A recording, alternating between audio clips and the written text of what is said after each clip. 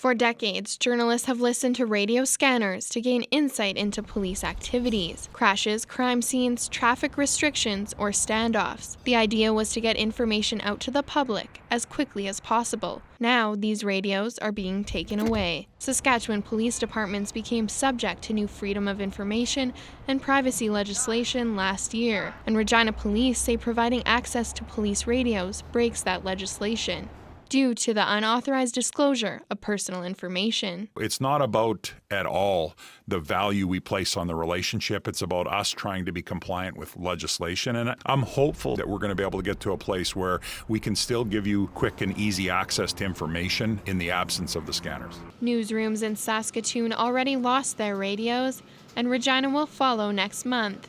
The Information and Privacy Commissioner says some of the information that comes across the scanners breaches privacy legislation, even if the news agencies do not report what they hear in the calls. The problem is the disclosure, not what the third party says they will or won't do with it.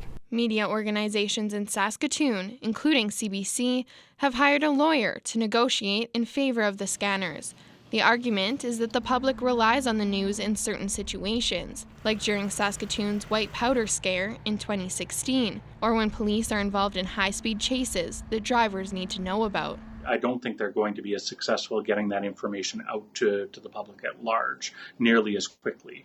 There is also the perception, perhaps, that if the police are providing the information about what's happening, about policing issues, is there that sort of is there an implicit bias to the information that's being provided? Saskatchewan and New Brunswick are the last two provinces to bring police into their privacy legislation, and newsrooms in most major cities in Canada have already lost access to police radios. Police in Saskatoon say they're working on an online system to replace the scanners, and that the next best solution will be available sometime in the fall, but media organizations are still hoping that the sound of police radios will fill newsrooms again. Alex Soladuca, CBC News, Regina.